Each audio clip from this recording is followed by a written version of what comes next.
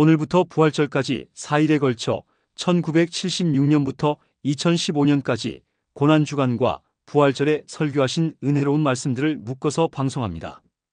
방송 시간은 아침 7시와 정오 12시, 저녁 7시입니다. 매회 3에서 5편씩 묶어서 방송하오니 많은 은혜 받으시기 바랍니다. 그리고 지인분들과 공유하시어 함께 은혜 받으시며 하나님께 영광 돌리시기 바랍니다. 고맙습니다. 오늘의 성경 말씀은 요한복음 11장 25절로 26절 말씀입니다. 예수께서 이르시되 나는 부활이요 생명이니 나를 믿는 자는 죽어도 살겠고 무릇 살아서 나를 믿는 자는 영원히 죽지 아니하리니 이것을 내가 믿느냐? 아멘. 오늘 저는 여러분과 함께 나는 부활이요 생명이니 이와 같은 예수 그리스도의 말씀을 통해서 은혜를 받고자 합니다. 기독교 신앙이란 이론이 아니라 여러분의 생활 속에서의 체험인 것입니다. 예수님을 믿음으로 말미암아 자기 속에 다가온 그 부인할래야 부인할 수 없는 신앙의 체험, 이것이 우리 기독교 신앙의 위대한 힘이요 증거의 원천이 되는 것입니다. 예수 그리스도의 부활 사건도 마찬가지인 것입니다. 성경에는 예수께서 십자가에서 돌아가시고 무덤에 장사한 지 사흘 만에 부활하셨다고 말씀하고 있는 것입니다.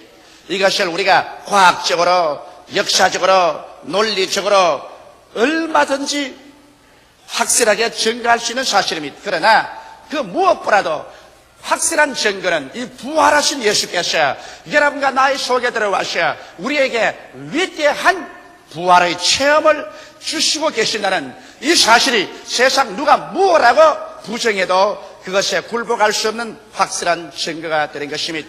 그리스도의 신앙이라는 것은 살아계신 예수와 나와의 관계 속에서라는 이 위대한 체험, 이 체험이 실험되어서 우리 속에 열매 맺기 전에는 확실히 우리가 신앙 속에 섰다고 말할 수가 없습니다. 오늘 이 시간 사망을 철폐하고 무덤을 박차고 부활하신 예수께서 진실로 부활의 주로서 우리 가운데 살아있다는 그 증거는 여러분과 나의 속에 부활의 영 성령으로 말미암아 다가온 그 흔들릴 수 없는 체험에 기초하게 되는 것입니다. 우리는 예수 그리스도를 부활의 주로서 모심으로 우리의 생활 속에 어떠한 체험이 다가왔나요? 첫째로 우리의 영혼 속에 예수님을 영접함으로 말미암아 우리의 영혼이 부활함으로 말미암아 우리는 그리스도의 부활을 부인할래야 부인할 수 없고 안 믿을 수가 없는 것입니다. 성경에는 에베소서 2장 1절에 말하기를 너희의 허물과 죄로 죽었던 너희라고 말한 것입니다. 오늘날 예수를 믿지 않은 사람은 하나님이 정의하실 때 너희 허물과 죄로 죽은 자라고 말하고 있는 것입니다. 죽음이라는 것은 없어지는 것 아닙니다. 우리 생각에는 죽는다 그러면 없어진다 그렇게 생각하는데 그거는 잘못된 정의인 것입니다. 죽음이라는 것은 없어지는 것이 아니라 교통이 끊어진다 이 말씀인 것입니다. 여러분 샘물이 활활 흘러내릴 때는 그 물이 살아있는 물입니다. 생수입니다. 그러나 만일 샘물이 끊어져서 옹달아 뭉쳐지면 그것은 썩은 물이 되고 죽은 물이 되고 마는 것입니다. 어떠한 가정도 부부 간에 교통이 끊어집니다. 서로 논쟁하고 아내와 남편 간에 그만 교통이 끊어져 버리고 말면은 그 부부 간의 결혼 생활은 죽은 결혼이요 그 가정은 죽어버리고 마는 것입니다. 여러분 사람이 살았다 할 때는 서로 말하고 대화를 통해서 교통이 이루어집니다만 사람이 죽었다는 것은 죽고 나면 불러도 대답하지 아니하고 울어도 사랑해도 반응이 없습니다. 그러므로 교통이 끊어질 때 죽었다고 말하는 것입니다. 성경에는 하나님께서 에덴 동산에 아담과 하와를 두시고 보기에도 아름답고 먹기에도 좋은 실과를 나게 하시고 동산 중앙에 선악을 하는 실과 하나님의 주권을 상징하는 실과를 주께서 만드시고 아담에게 명령하시기를 동산의 모든 실과는 다 먹되 선악을 하는 실과는 먹지 마라. 먹는 날에는 반드시 죽으리라고 말씀하셨습니다. 그런데 사탄의 꾀임을 받아서 육신의 정욕 때문에 하와와 함께 아담은 하나님의 뜻을 반역하고 하나님의 권위를 짓밟고 그 선악을 하는 실과를 따먹었습니다. 그렇다고 해서 아담과 하와가 그 자리에서 육체적으로 당장 죽었나요? 죽지 않았습니다. 따먹고 난 다음에도 아담과 하와는 그 900여 년을 살았습니다. 그러면 성경에 선악을 하는 실과를 먹는 날에는 반드시 죽으리라고 했는데 왜 안 죽었나요? 아담과 하와는 죽었습니다. 언제 죽었나요? 하나님의 형상과 모양대로 지음받은 것이 인간입니다. 인간은 이 육체라는 하나의 흙집을 덮어쓰고 사는 영원한 존재인 것입니다. 그러므로 속사람이 참 사람이고 그 사람은 육체의 집에 불과한 것입니다. 그런데 이 장막집을 거처로 삼고 사는 그 속사람이 하나님을 반역하자 말자 죽어버렸습니다. 다시 말하면 하나님과의 교제가 끊어지고 말한 것입니다. 이제는 하나님께서 아담에게 말할 수 없게 되었고 아담도 하나님께 말할 수 없게 된 것은 죄악으로 말미암아 하나님과 사람 사이가 분리되어 버리고 말한 것입니다. 그 결과로서 분리된 확실한 증거로 하나님과 교제하던 에덴 성전에서 아담과 하와가 쫓겨나셔 그래서 그런 하나님 교제함이 없이 인간의 이성을 의지하고 육체의 노동으로서 살 수밖에 없었습니다. 그때부터 시작해서 오늘날까지 사람들은 죄 때문에 하나님과의 교제가 끊어져 버리고 말한 것입니다. 여러분, 결과로 천국으로 열린 창문인 영이 죽음으로 말미암아서 하늘로 향한 창문이 닫힌 결과로 이제 하나님과의 교제는 완전히 상실되어 버리고 말한 것입니다. 하나님께서 말씀을 하셔도 우리에게 교통되지 아니하고 우리가 부르짖어도 하나님께 상달되지 아니하는 것은 이제는 영적으로 죽어버렸기 때문인 것입니다. 이러므로 오늘 세상이 무신론자가 되고 하나님이 어디 있느냐, 하나님을 믿지 말고 내 주먹을 믿으라, 이렇게 하는 이유가 있습니다. 왜? 그들은 아무리 세상에 유식하고 학문이 많고 박사가 되더라도 그 인간의 지식으로 말미암아서는 하나님을 알 수도 없고 깨달을 수도 없는 것은 하나님을 알 수 있는 영적인 세계의 교제가 끊어져 버리기 때문인 것입니다. 눈이 없는 사람은 빛에 대한 인식을 할 수가 없습니다. 고막이 없는 사람은 음악의 선율에 대한 인식을 할 수가 없는 것입니다. 이 냄새 맡는 감각을 잃어버린 사람은 아무런 향기가 있어도 향기를 맡을 수가 없습니다. 이와 같이 영이 죽어버린 사람, 영적으로 하나님과의 교제가 끊어진 사람은 하나님이 우주에 계셔서 천지 만물을 지으시고 일반적인 자연 만물을 통해서 하나님이 자신을 계시하고 계셔도 이것을 깨달아 알 도리가 없는 것입니다. 철저히 죄와 허물로 말미암아 죽어버린 것입니다. 이렇기 때문에 이 세상에 하나님을 모르는 사람에게 아무리 하나님이 살아계시다고 증거한다고 하더라도 이것은 눈이 없는 사람에게 즉 주황, 황, 녹, 청, 남, 자의 이 무지개의 색깔을 설명하는 것과 다름이 없습니다. 아무리 설명해도 거기에 대한 개념을 가질 수 없는 것처럼 여러분, 영이 죽은 사람에게 아무리 하나님에 대해서 이야기해도 하나님에 대한 개념을 가질 수 없습니다. 그러면 어떻게 할까요? 죄와 허물로 죽은 우리를 하나님께서는 살려놓을 수 있는 길을 발견해 주십니다. 이것이 바로 예수님께서 오셔서 십자가에 못 박여 피를 흘리고 죽으심으로 말미암아 인류의 죄악을 청산함으로 하나님과 사람 사이에 막힌 담을 허시고 그 보혈을 통하여 하나님께서 성령을 보내주셔서 우리를 죄악의 잠에서 깨뜨리는 것입니다. 긍휼의 풍성한 하나님이 우리를 사랑하신 그 큰 사랑을 인하여 허물로 죽은 우리를 그리스도와 함께 살리셨다고 말씀하신 것입니다. 그러므로 오늘날에 와서 우리가 예수 그리스도를 성령의 감동으로 말미암아 내 구주로 믿게 되자 말자 나의 죽은 영혼 속에 부활의 역사가 일어나기 시작하는 것입니다. 그리스도의 부활의 생명이 내 영혼 속에 들어오자 말자 영의 눈이 열리고 영의 귀가 열리고 영의 입이 열리고 영의 활동력이 시작하는 것입니다. 그래서 하나님이 계신 것을 알게 되고 그 아들 예수께서 내 구주가 되신 것을 알게 되는 것입니다. 그리고 영의 귀가 열려서 하나님 말씀을 들을 때 말씀이 내 마음속에 와서 깨달아지고 꿀보다 더 달고 숭이꿀보다 더 달아서 성경 말씀을 통하여 하나님의 지식을 얻고 하나님의 지혜를 얻으며 하나님의 판단력을 얻으며 하나님의 성령께서 우리에게 임하시면 우리가 입을 열어서 하나님을 향하여 아바 아버지라 부르게 되고 예수 그리스도를 구주로 시인하게 되며 우리의 생활 속에 이제는 영적 활동이 일어나셔 우리가 나아가서 여호와를 찬미하고 사람들에게 전도하고 주의 사업을 하게 되고 이래서 우리 예수 믿는 사람에게 하나의 새로운 세계가 다가오게 된 것입니다. 예수 믿기 전에는 육신의 물질적인 세계밖에 없었는데 예수를 믿자 말자 영의 새로운 세계가 다가와서 그래서 영원한 하나님이 계신 세계가 나의 속에 체험적으로 들어옴으로 말미암아 우리는 두 세계 속에 동시에 살게 된 것입니다. 물질적인 세계에 살 뿐 아니라 우리는 영적인 신령한 세계 속에 들어와서 살게 됩니다. 이러기 때문에 우리는 이제는 하나님을 사랑하고 예수님을 사랑하며 성령께 의지하고 성경 말씀을 통해서 하나님의 지식과 지혜와 판단력을 얻어서 하나님의 말씀으로 우리가 살게 되고 우리의 생활이 주님 중심으로 하늘나라를 향해서 살게 되는 위대한 삶의 부활이 우리에게 다가오게 되는 것입니다. 이것이 부활인 것입니다. 이것이 위대한 여러분 체험인 것입니다. 이것은 예수께서 죽었다가 부활했기 때문에 이러한 역사가 예수를 믿을 때 우리에게 일어나는 것입니다.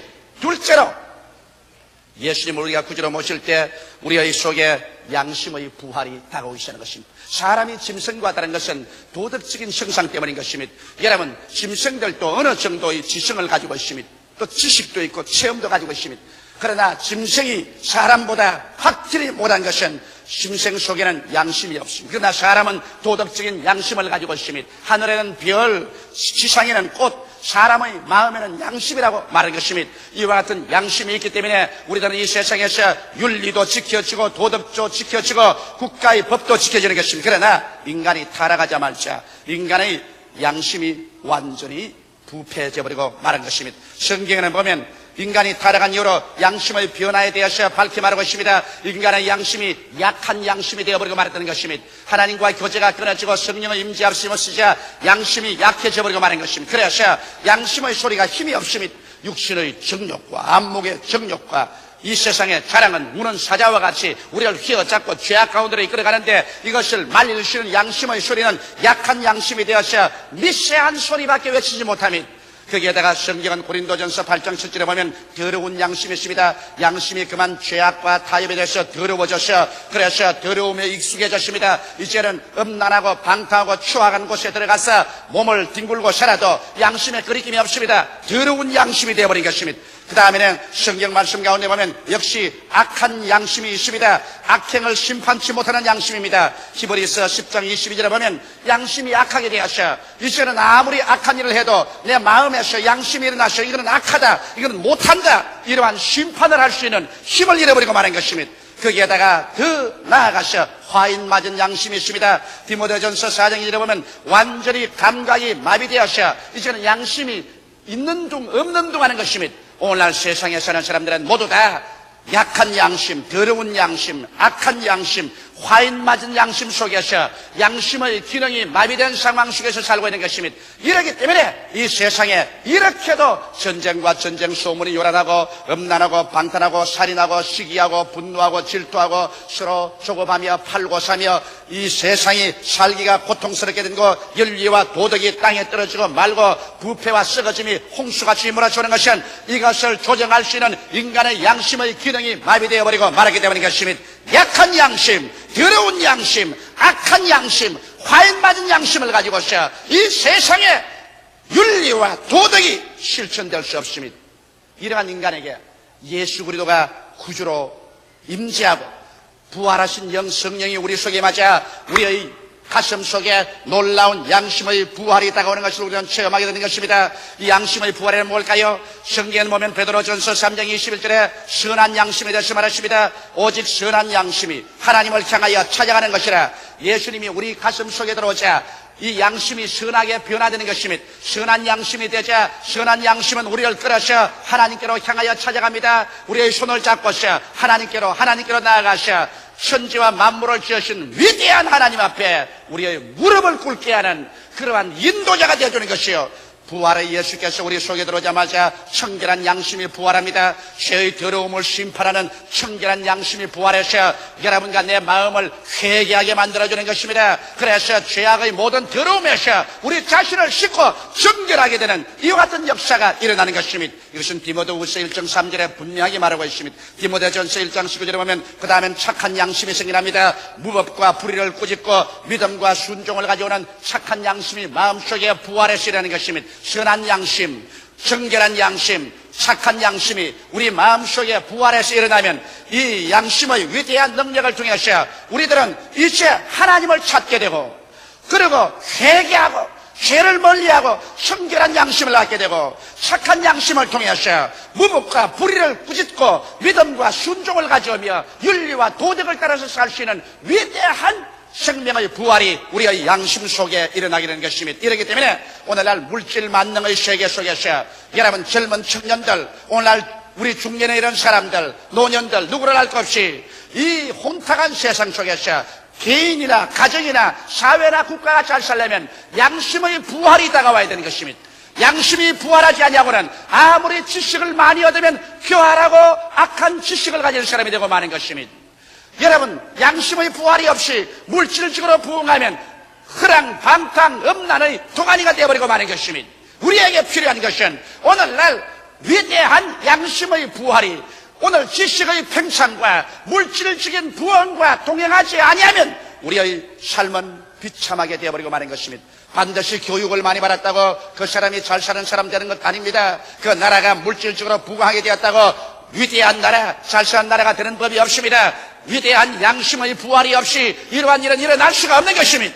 이러므로 악한 양심, 더러운 양심, 그리고 약한 양심, 화인 맞은 양심에서 우리는 예수 그리스도로 말미암아 그 옛 양심을 벗어버리고 선한 양심, 순결한 양심, 착한 양심으로 변화되어야 비로소 이 양심을 가지고서 이 방대한 지식과 물질적인 부흥의 세계 속에서 이것을 올바르게 잡고 하나님을 찾아가며 그리고 청결한 삶을 살며 나아가서 무복과 불의를 제끼고 믿음 순종을 가지고 윤리와 도덕적인 아름다운 삶을 살 수 있는 것입니다. 그러므로 진실로 예수 그리스도 앞에 우리가 무릎을 꿇어 기도하고 우리 마음속에 부활의 영광이 들어와서 부활의 양심이 되어야만 하는 것입니다. 셋째로 참 지식을 이해하는 지혜의 부활이 우리에게 다가오는 것입니다. 여러분, 이 세상에 사는 모든 지식이란 눈으로 보고 귀로 듣고 냄새 맡고 맛보고 손으로 만져서 체험하는 것을 이론으로 추리해서 조직화한 것이 인간 지식이기 때문에 세상의 지식이란 물질이 있는 한도 내에서밖에 지식이 없습니다.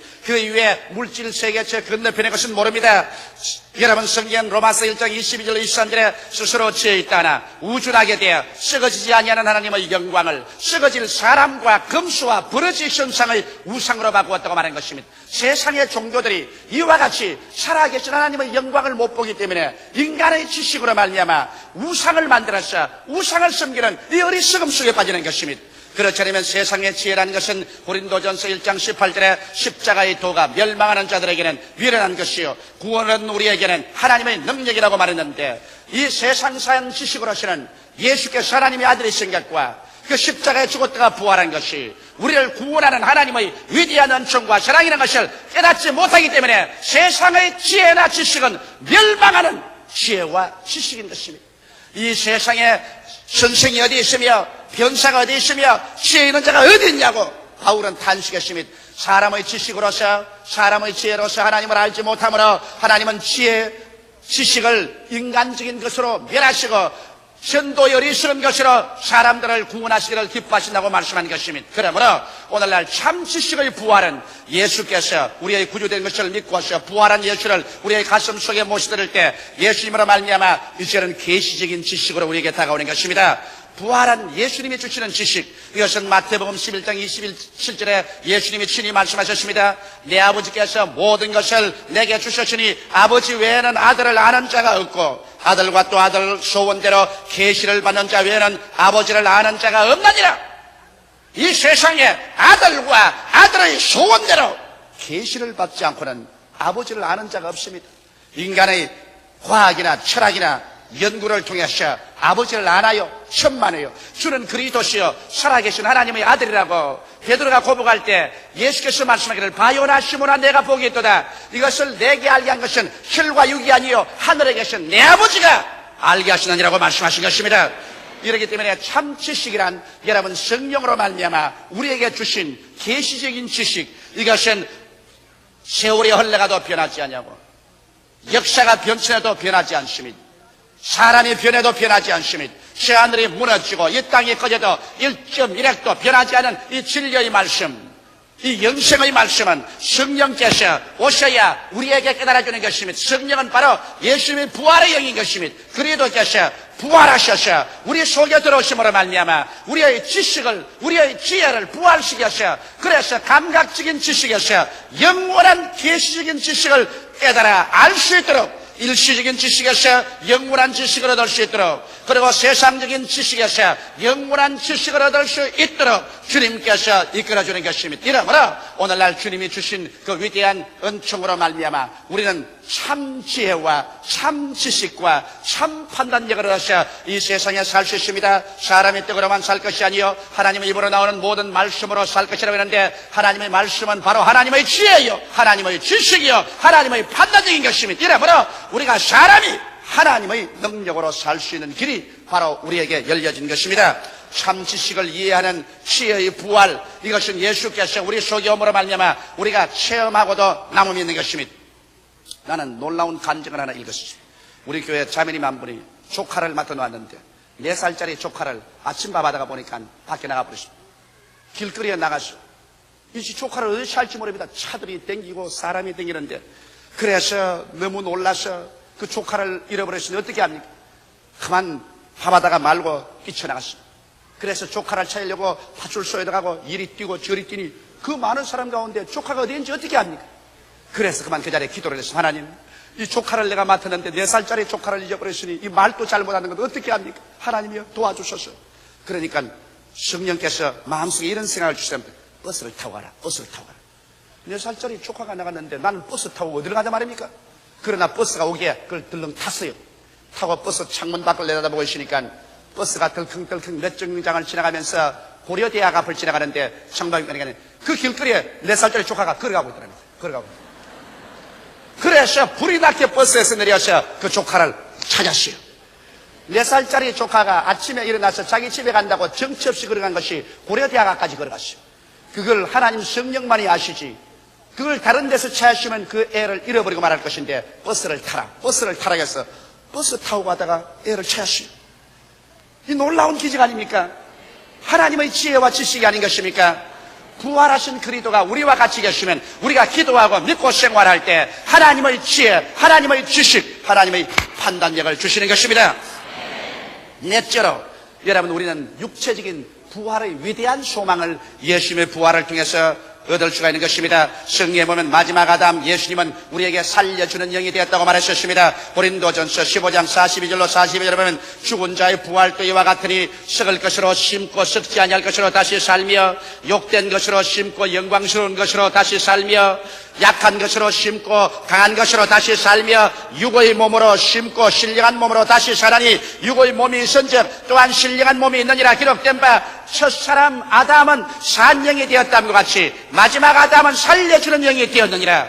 예수께서 부활하심으로 말미암아 사망의 권세를 피하고 이제 누구든지 예수를 믿는 사람에게는 주님께서 살려주는 영이 되셔서 여러분과 나를 영원한 사망과 부패에서 영적으로 살 뿐이라 우리의 육신을 부활하여 살려주시는 것입니다. 이러므로 여러분 생각해 보십시오. 여러분과 내가 일시에 변화를 바라셔 우리의 모든 몸이 영광스러운 몸으로, 강한 몸으로, 신령한 몸으로 변화되어 가지고서 눈 깜박할 사이에 번개불같이 이쪽 하늘에서 저쪽 하늘까지 날아갈 수가 있고, 우리는 다시 앓는 것이나 고하는 것이나 죽는 것이나 이별하는 것이 없는 이러한 삶을 얻게 될 때 얼마나 큰 영광이 것입니까? 바로 이것을 예수께서 이루시기 위해서 그 몸으로 인간을 구원하시기 위하여 십자가에 못 박여 죄를 청산하시고 신이 죽음에 들어가셔서 무덤에 들어갔다가 사망을 철폐하고 무덤의 문을 무너뜨려버리고 주께서 영원한 생명의 영광 첫 열매로서 부활하고 말한 것입니다. 여러분, 복숭나무에 젖붙이면 복숭아가 엽니다. 배나무에 젖붙이면 배가 엽니다. 부활하신 예수 그리스도에게 여러분과 내가 모두 다 젖붙임을 받으시니 이제 여러분과 나의 속에는 부활의 생명이 넘쳐나게 되는 것입니다. 이러므로 우리는 다 잠잘 것이 아닙니다. 고린도전서 15장 51절로 58절에 보면 보라 내가 너희에게 비밀을 말하노니 우리가 다 잠잘 것이 아니요 마지막 나팔에 순식간에 호련히 다 변화하리니 나팔 소리가 나매 죽은 자들이 썩지 아니할 것으로 다시 살고 우리도 변화하리라. 이 썩을 것이 불갑을 썩지 아니할 것을 입겠고 이 죽을 것이 죽지 아니함을 입으리로다. 이 썩을 것이 썩지 아니함을 입고 이 죽을 것이 죽지 아니함을 입을 때는 사망이 이김의 상팀받으리라고 기록한 말씀이 응하리라. 사망아 너희 이기는 것이 어디느냐? 사망아 너희 손은 것이 어리느냐? 사망을 손은 것은 죄요 죄의 권능은 율법이라. 우리 주 예수 그리스도로 말미암아 우리에게 이김을 주시는 하나님께 감사하노니, 그러므로 내 사랑하는 형제들아, 견고하여 흔들리지 말며 항상 주의 일에 더욱 힘쓰는 자들이 되라. 이는 너희 수고가 주 안에서 헛되지 않은 줄 알미니라. 여러분과 나는 행인과 나그네와 같이 이 땅에서 살고 있습니다. 여러분과 나는 장막집입니다. 장막집은 바람 불고 비 오면 무너져버리고 마는 것입니다. 그러나 성경은 우리에게 밝히 말씀하기를 땅에 있는 장막집이 무너지면 손으로 짓지 아니하는 영원한 집이 우리에게 있는 것을 안다고 바울은 담대히 말하셨습니다. 예수님께서는 또 우리에게 말씀하기를 너희는 마음에 근심하지 말라. 하나님을 믿으니 또 나를 믿어라. 내 아버지 집에 있을 곳이 많도다. 그렇지 않으면 너희에게 일러시리라. 내가 너희를 위하여 처소를 예비하러 가노니 가서 처소를 예비하면 다시 와서 나 있는 곳에 너희도 함께 있게 하려고 말씀하신 것입니다. 이러므로 우리는 겁날 것이 없습니다. 이 세상이 포연으로 자욱하고 피의 강, 시체의 산이 되어가고 전쟁과 전쟁 소문이 하루도 없는 날이 없고 온 세계가 경제적으로 흔들리고 자연 환경 속에 그리스도의 오실 징조가 뚜렷한 이 시대에 우리가 살고 있을 때, 오늘 부활절을 맞이한 우리는 이미 심장하고 큰 기쁨으로 마음속에 우리의 신앙을 새롭게 해야 될 것입니다. 여러분과 나는 이제는 옛사람이 아닙니다. 우리는 흑암의 권세에서 그리스도의 부활의 능력으로 건져내서 하나님의 사랑의 아들 나라로 옮기셨습니다. 여러분과 나는 하나님의 택하신 족속이요 왕같은 제사장들이요 그 나라의 백성들이 되어버리고 마는 것입니다. 이러므로 이 세상에 살 동안에 하나님의 사자로서, 예수 그리스도의 증언자로서, 부활의 증거인으로서 우리의 가정에서, 직장에서, 우리의 사업장에서, 생활터진에서 앉아라 서라 예수가 그리스도인 것을 증거하며 살아야만 될 것입니다. 이것이 우리 삶의 본업이 되어야 되고, 무엇을 먹을까, 무엇을 입을까, 무엇을 마실까는 부업이 되어야 될 것입니다. 이제 주님께서 오시는 것입니다. 주의 나라가 우리에게 다가오는 것입니다. 인간의 역사는 이제는 도저히 다스릴 수 없는 고장난 자동차같이 곤두박질을 치고 가고 있는 것입니다.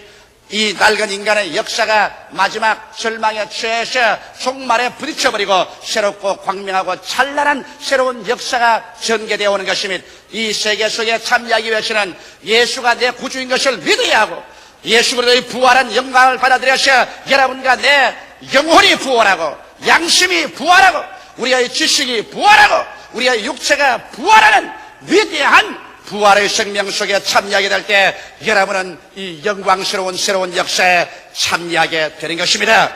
주께서는 한 사람도 멸망하지 않고 모두 다 영생을 얻는 이 위대한 영광에 참여하기를 원하시고 계신 것입니다.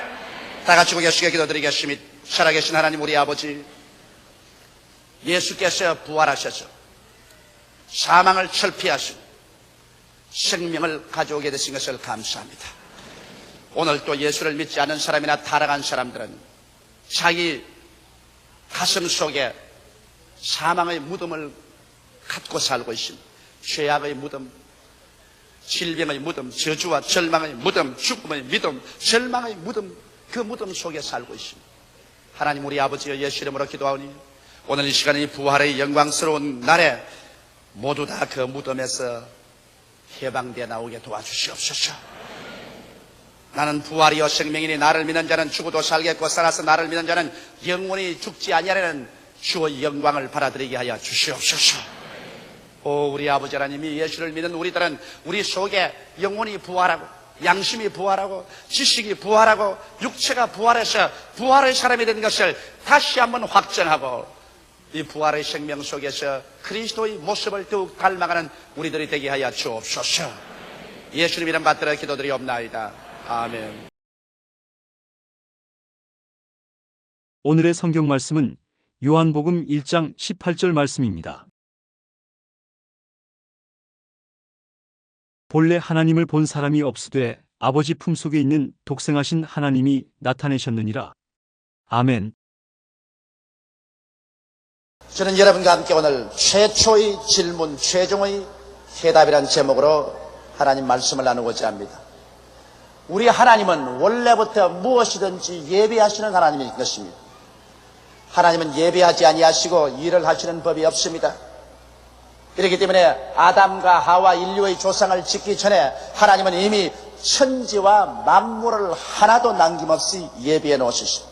주께서 햇빛을 지으셔서 어둠을 제하시고 궁창을 만드셨으며 주님께서 바닷물이 한 곳으로 모이고 육지가 드러나서 모든 열매 맺는 나무와 풀이 나게 예비하셨으며 해와 달과 별들을 궁창에 두어서 이 지구를 비추게 하시고 공중에는 새가 날고 물속에는 물고기가 헤엄치고 땅 위에는 짐승들이 뛰게 하셔 어디를 바라보나 부족하고 모자란 것이 하나도 없도록 다 예배해 놓으시고 난 다음에 마지막에 하나님의 형상을 쫓아 하나님의 모양대로 사람을 만들 때 남녀를 짓고 예비하신 에덴 동산에 두게 되신 것입니다. 에덴 동산에는 상함도 없고 해함도 없고 모자람이 없었습니다.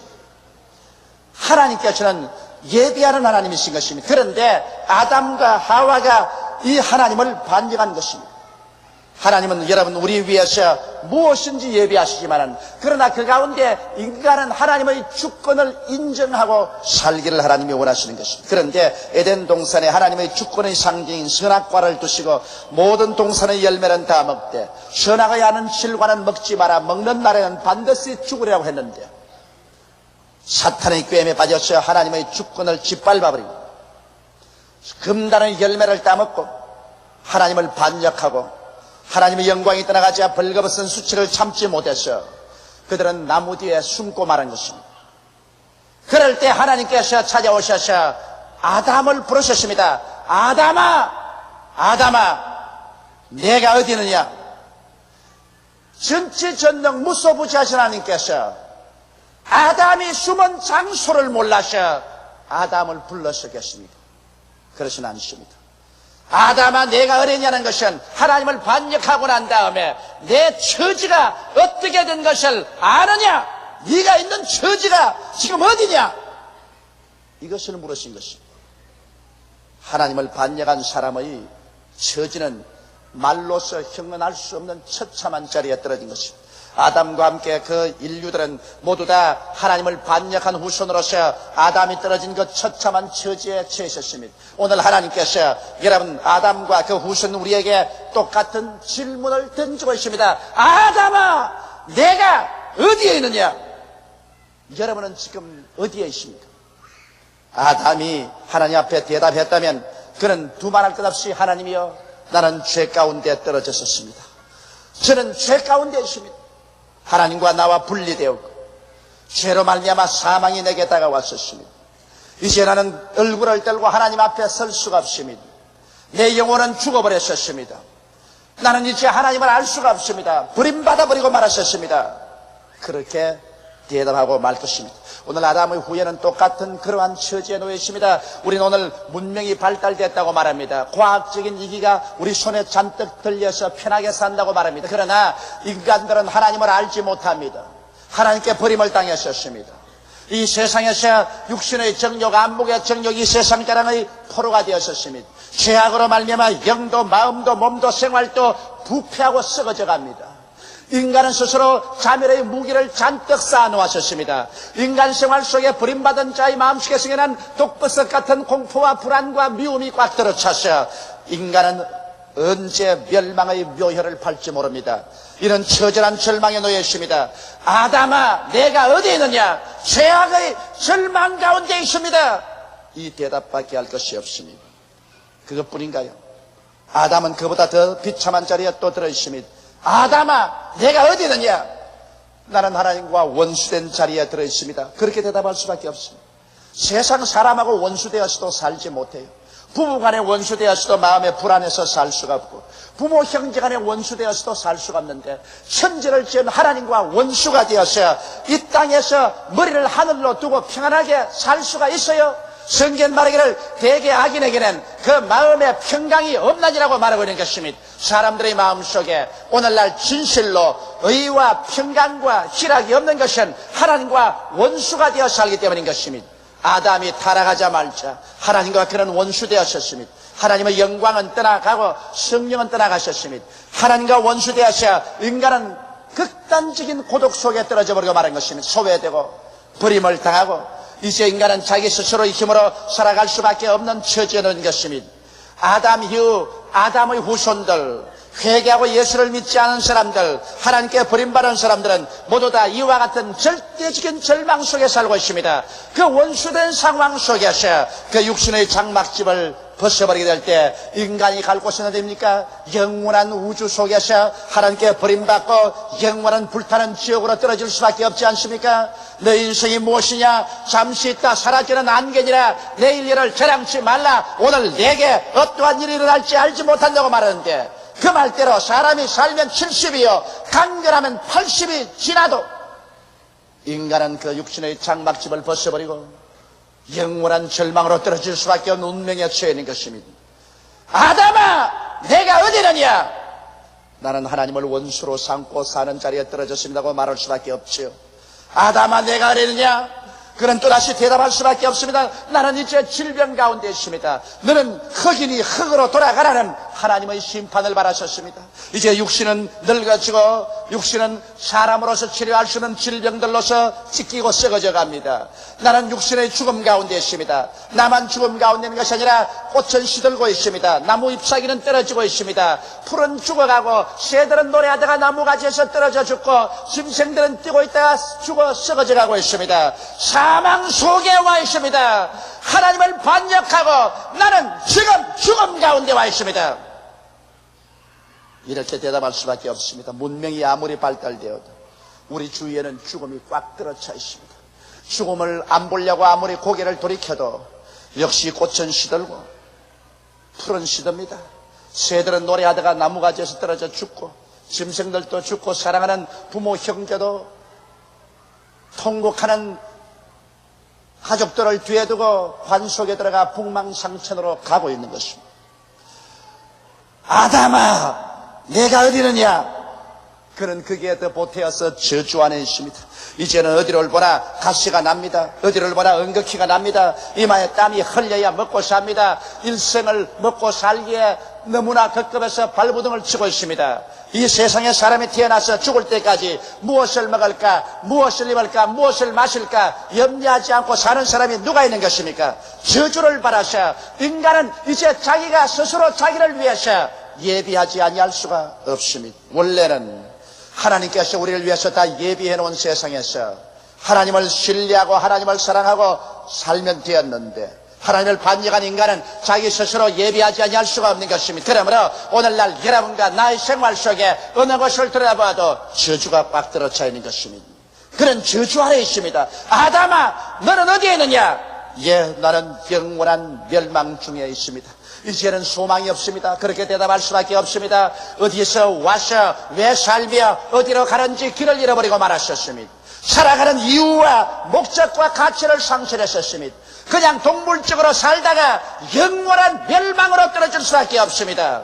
사람이 영화롭고 존귀해도 깨닫지 못하면 멸망하는 짐승과 같다고 성경은 말하고 있습니다.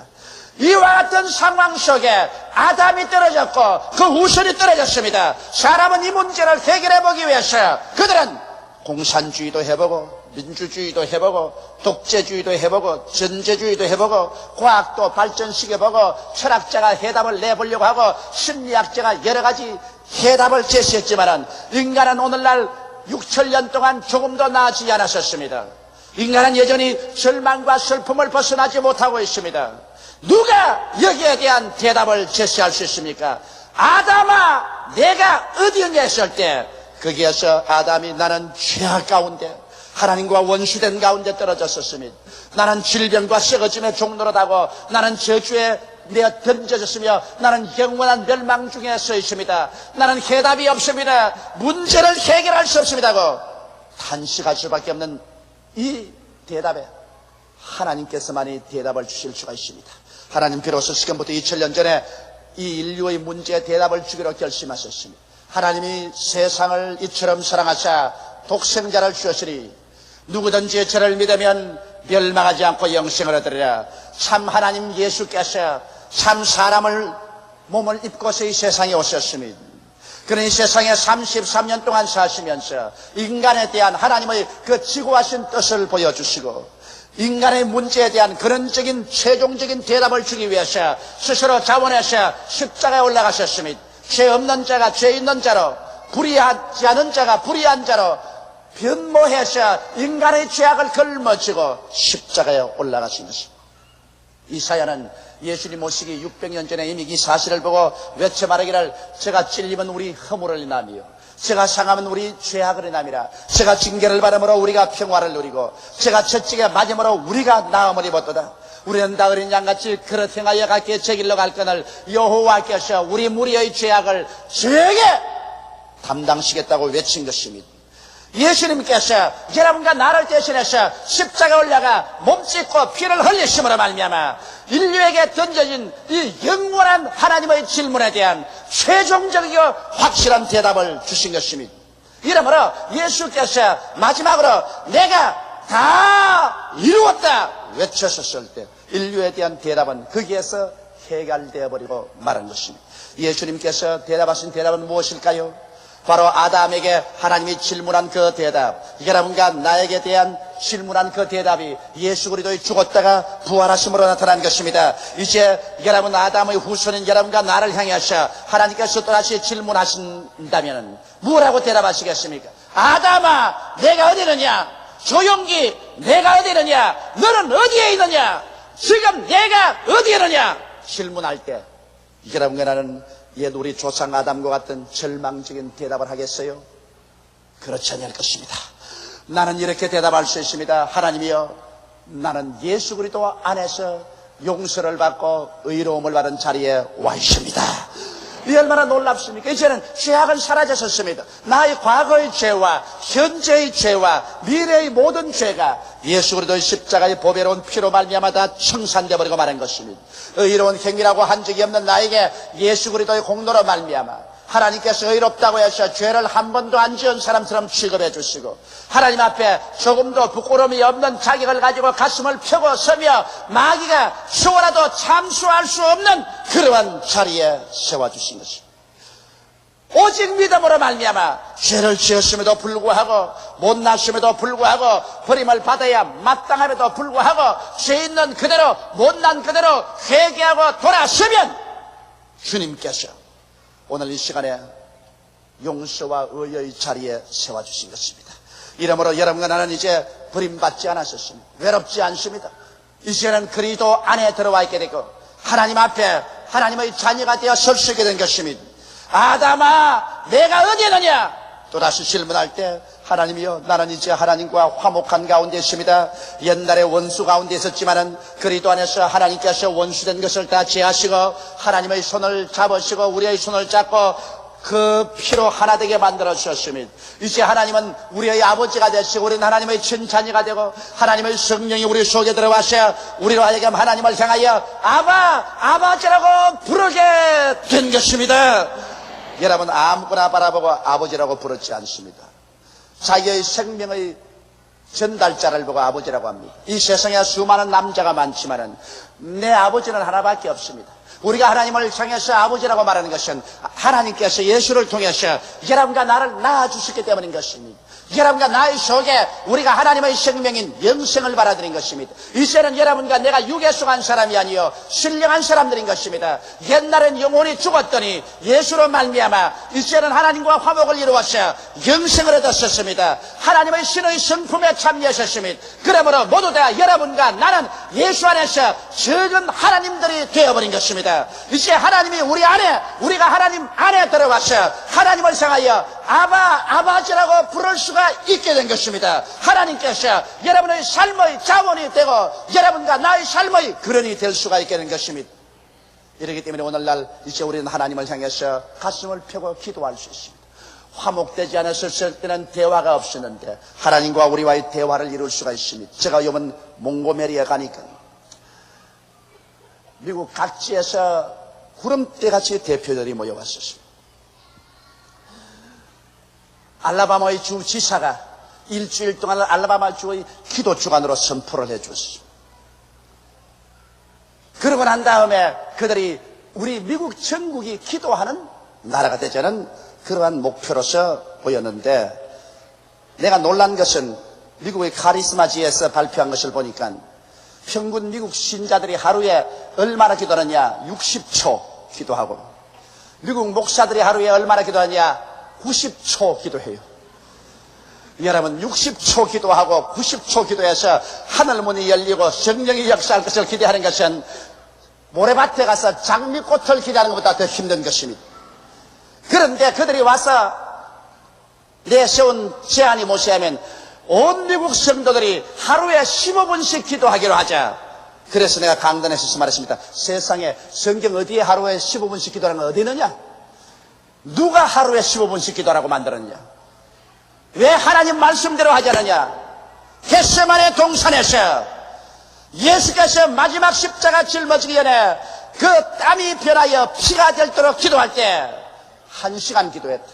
주님께서 1시간 기도하시고 난 다음에 와서 보니 제 아들이 다 잠을 잔디라. 주께서 말씀하는 길을 너희가 1시간이라도 깨어서 나와 함께 기도하지 못하더냐?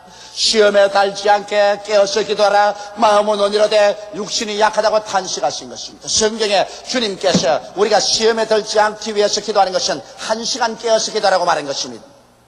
그래서 내가 미국 성도들에게 최소한도 1시간 깨어서 기도하라. 그러니까 나중에 나게 하는 말이 모두 다 바빠서 1시간은 낼 수가 없다 그래서 그런 변명을 하지 마라. 저녁에 1시간만 텔레비 안 보면 기도할 수 있다. 텔레비가 중하냐 하나님이 중하냐? 여러분 우리들도 우리 하나님과 화목되어서 하나님의 내 아버지가 된 이상 하루에 적어도 1시간 이상씩 기도하면 여러분 개인이 시험에 들지 아니할 것이요, 가정이 시험에 들지 아니할 것이요, 교회가 시험에 들지 않을 것이요, 나라가 시험에 들지 아니할 것이요, 하나님의 영광이 같이 하게 되실 것입니다. 1시간 깨어서 기도하여 시험에 들지 않는 여러분 되시기를 주의 이름으로 축원합니다. 아담아, 내가 어디 있느냐? 예, 나는 치료 가운데 있습니다. 이젠 예수 그리스도로 말미암아 영혼이 치료받고 마음이 치료받아 의와 평강과 희락이 강물같이 넘칩니다. 내 육체가 치료받고 하나님의 치료가 가득합니다. 이제는 우리 예수 안에서 치료를 마음껏 누리고 있습니다. 그렇게 대답할 수 있습니다. 제가 우리 연양을 친히 담당하시고 병을 짊어지고 가셨으며 제가 채찍에 맞음으로 너희가 나음을 얻었다고 성경은 말하고 있는 것입니다. 나는 요번에 알라마반주에 가서 크게 하나 느낀 것은 그렇게도 병이 많이 낫는다는 것입니다. 여러분이 배후에서 많이 기도를 해준 그 기도의 능력이 말할 수 없이 나타나셔서 좌우간 한 번 기도에 병이 나아서 간증하겠다고 간당에 뛰어오르는 사람이 300명에서 400명씩 됩니다. 뉴올리언스 주에 가서 제가 집회를 하는 대로 역시 수많은 병자들이 낫기 시작합니다. 저도 스스로 제 눈을 의심을 했었습니다. 이렇게 병자들이 많이 나을 수가 있는가? 그것은 주님 오실 날이 가까워왔고 이제 그리스도께서 깨어서 기도하도록 사람들에게 산 증거를 이렇게 보여주신다는 것을 절실히 느낄 수가 있는 것입니다. 이제 우리는 치료 가운데 있습니다. 이제는 우리가 질병을 두려워하지 않아도 좋은 것입니다.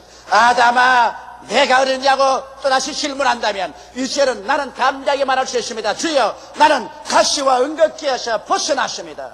나의 주위에 어느 곳이도 가시도 은긋기도 이제는 나를 고통스럽게 하지는 못합니다. 나는 아브라함의 축복 가운데 있습니다라고 대답할 수가 있는 것입니다. 성경은 밝히 말씀하기를 그리스도께서 우리를 위하여 저주를 받은 바 되사 율법의 저주에서 우리를 속량하였으니 이는 기록된 바 나무에 달린 자마다 저주 아래 있는 자야 하라 했습니다. 이는 그리스도 예수 안에서 아브라함의 복이 이방인에게 미치게 하고 성령을 믿음으로 선물로 받게 하려 했음이라고 말하고 있는 것입니다. 이러므로 오늘 예수 그리스도 안에서 부활한 그리스도를 모신 사람은 여러분의 생각 속에서 나는 못한다, 나는 안된다, 나는 할 수 없다, 나는 못산다, 나는 낭패자다, 나는 실패자다, 나는 패배했다 다는 이 가시와 은격기를 모두 다 뽑아내어 버리시고 할 수 있다, 하면 된다, 할 수 있거든이 무슨 말이냐? 믿는 자에게는 넘치 못하심이 없나니라는 생각으로 무장하게 되시기를 주의 이름으로 축원합니다. 우리 하나님께서는 여러분과 내가 저주의 가시와 은격기에서 벗어나서 하나님께 형통과 축복을 받아 사람들과 나눌 것이 있게 되기를 원하고 또 온 천하에 복음을 전하기를 원하는 것입니다. 예수 그리스도의 은혜를 너희가 알거니와 제가 부유하신 자로서 너희를 위하여 가난하게 되심은 저희 가난하심으로 인하여 너희로 부유케 하려 하심이라고 말씀하고 있는 것입니다. 사람들은 나를 보고 기복신앙을 전한다고 비평도 하고 욕도 합니다. 여러분, 이 세상에 사는 사람들이 모두 다 낭패와 실망을 당하고 저주의 가시체와 은극히해서 고생하고 있는데 예수께 나와서 하나님께 기도하여 복을 받지 못한다면 그럼 무당에 가서 복을 받으라는 말인 것입니까? 귀신에 가서 복을 받으라는 말인 것입니까? 예수 안에는 하나님께서 여러분과 나를 저주에서 해방시킨 은혜가 기록되어 있는 것입니다. 저는 이것을 옛날부터 믿었습니다. 지금도 믿고 있습니다. 장차도 누구도 나를 다시 옛날의 저주의 생활로 끌어들일 수는 없습니다. 내 머릿속에는 가시와 은거키가 없습니다. 그 결과로 저는 일어서고 앉는 것마다 무엇을 해도 하나님께서 형통과 성공을 주셨습니다. 과거에도 주셨고 지금도 미래도 주실 것입니다. 왜냐하면 성경은 말씀하기를 내 믿음대로 될지어다라고 말씀하고 있는 것입니다. 나는 저주의 가시에서 벗어난 것을 믿습니다. 은거키에서 벗어난 것을 믿습니다. 다시는 그런 생활 속에 안 들어갈 것을 믿습니다. 여러분도 그런 믿음을 갖게 되시기를 주의 이름으로 축원합니다. 하나님은 우리의 온갖 구하는 것이나 생각하는 것에 넘치도록 능력하겠다고 말하셨으니 여러분의 생각 속에 가시와 은거키를 뽑아버리고 아담아 내가 이러냐고 물을 때 하나님이여 나는 아브라함의 축복 가운데서 자고 깨고 생활하고 있습니다. 대답하는 여러분 되시기를 바랍니다. 아담아 내가 어리느냐 또 질문하신다면 하나님이여 나는 영생 가운데 들어와 있습니다. 이제는 사망은 철폐되었습니다. 음부도 철폐되었습니다. 예수께서 부활하심으로 말미암아 사망과 음부의 열쇠를 주님이 취하고 있습니다. 이젠 예수 안에서 나는 천국이 내 속에 들어와 있고 또 내가 천국 시민이 되어서 천국으로 들어갑니다. 우리는 담대하게 대답할 수 있습니다. 성경은 말씀하기를 너희는 마음에 근심하지 말라. 하나님을 믿으니 또 나를 믿어라. 내 아버지 집에 있을 곳이 많도다. 그렇지 않으면 내게 일러시리라. 내가 너희를 위하여 처소를 예비하러 가노니 가서 처소를 예비하면 다시 와서 나 있는 곳에 너희도 함께 있게 하겠다고 말씀하신 것입니다. 바울은 육신의 장막집이 무너지면 손으로 짓지 아니한 영원한 집이 내게 있는 줄 안다고 말한 것입니다. 이러므로 우리는 이제 버림받은 자리에 있지 않습니다. 영원한 멸망에 있지 않습니다. 우리는 이제 구원받은 자리에 있습니다. 축복받은 자리에 있습니다. 천국의 영광이 우리 가슴 속에 가득합니다.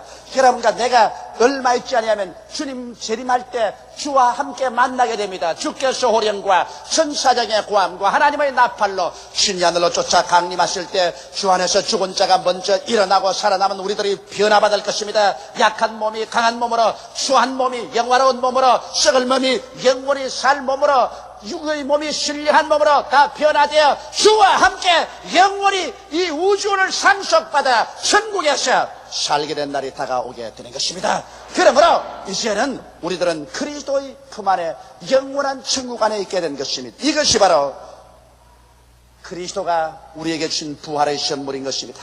아담의 후예들은 모두 다 절망을 안고 세상에 태어났고 죽어갔었습니다.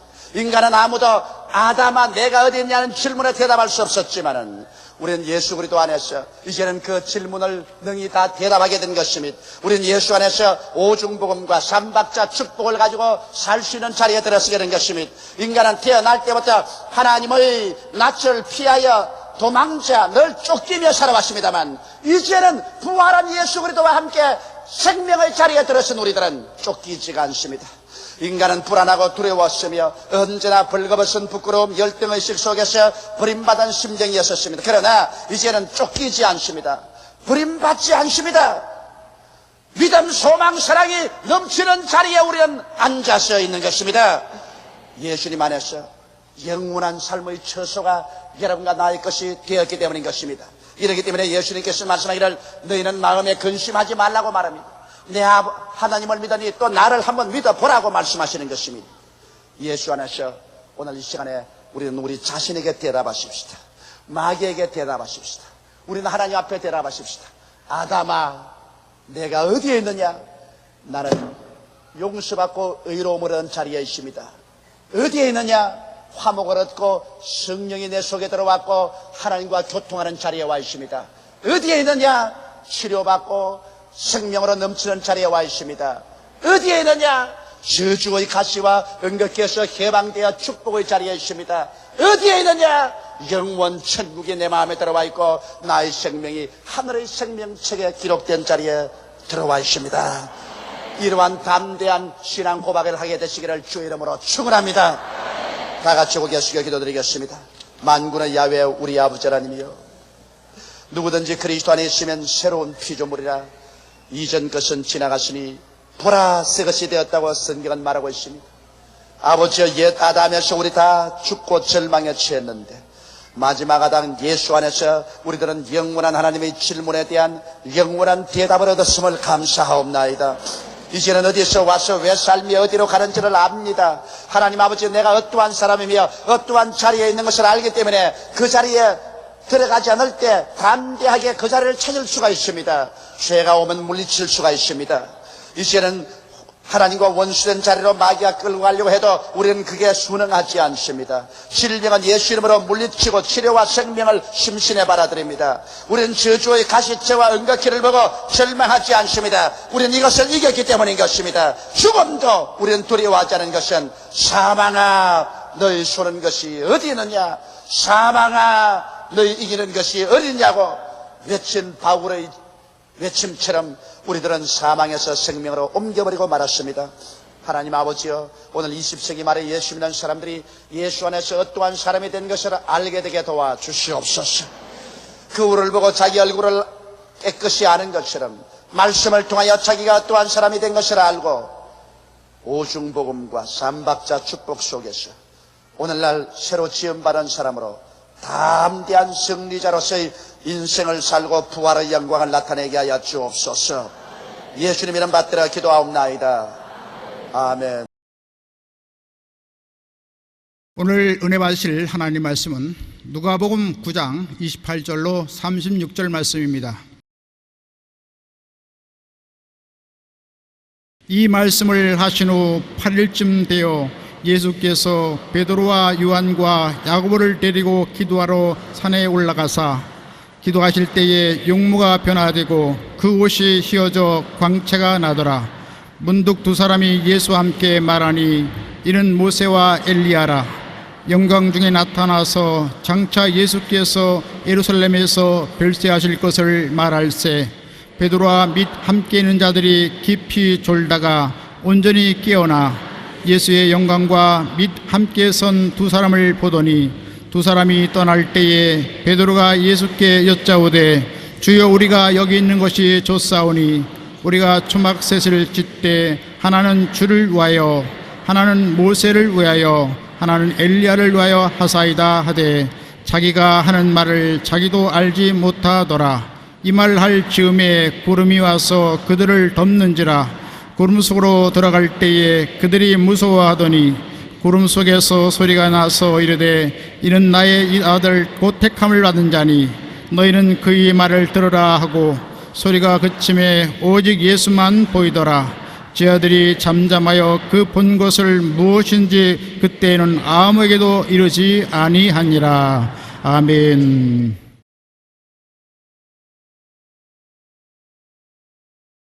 산 아래의 예수님과 산 위의 예수님이란 제목으로 은혜를 나누겠습니다. 시간과 공간 안에 사는 존재는 언제고 헤어져야 되고 언제고 죽어야 되는 것입니다. 그러므로 옛말에 생자 필멸이요 회자 정리란 말이 있습니다. 살아있는 자는 반드시 죽고 만나는 사람은 반드시 이별한다는 것입니다. 서로 사랑하는 사람이 일시적으로 이별하여 산다는 것도 대단히 고통스러운 것인데 영원히 헤어진다고 생각하면 가슴이 메어지는 것 같습니다. 그런데 이 죽음의 경계선을 마음대로 왔다 갔다 하시는 분이 있습니다. 그분이 다른 분 아닌 우리 주 예수 그리스도이신 것입니다. 원래 사람은 죽음과 관계없이 태어났습니다. 아담과 하와를 하나님이 당신의 형상과 모습대로 지었을 때 아담과 하와는 죽음이 뭔지 몰랐습니다. 왜냐하면 하나님은 죽을 수 없습니다. 하나님의 형상과 모양대로 지음받은 아담과 하와도 죽지 않은 존재로 지어진 것입니다. 아담과 하와가 선악과를 따먹고 하나님에게 저항하는 죄를 짓고 난 다음에 그들은 죽게 된 것입니다. 창세기 2장 17절에 보면 선악을 알게 하는 나무의 열매를 먹지 말라. 내가 먹는 날에는 반드시 죽으리라. 선악을 판단한다는 것은 자기 주권을 주장하는 것입니다. 이것이 좋다 나쁘다를 내가 결정하게 되면 그 가운데 그것을 결정하는 사람이 주장이 되어야 되는 것입니다. 하나님이 선악을 분별하는 주권자인데 아담과 하와가 불쑥 나타나서 하나님 좋아하시는 것도 우리 좋아하지 않습니다. 하나님 싫어하는 것도 우리가 좋아합니다. 우리가 선악을 분별하는 것은 우리 자신이 하겠습니다. 그러면 하나님이 정면 대결하는 것입니다. 하나님 절대 주권은 아무도 건드리지 못합니다. 창세기 3장 11절로 19절에 땅은 너로 말미암아 저주를 받고 너는 평생에 수고하여 그 소산을 먹으리라. 땅이 내게 가시덤불과 은거키를 낼 것이라. 너는 흙이니 흙으로 돌아갈 것이라. 거기에서 아담과 하와에게 하나님은 심판을 명령하는 것입니다. 아담과 하와의 가정의 첫 번째 죽음이 형이 아우를 쳐 죽이는 비극인 것입니다. 창세기 4장 8절에 가인이 그 아우 아벨에게 말하고 그들이 들에 있을 때 가인이 그 아우 아벨을 쳐 죽이니라. 가인과 아벨이 농사를 지어서 하나님께 제사를 드리게 될 때 가인은 곡식을 가지고 제물을 삼았고 아벨은 어린 양을 잡아 피를 쏟고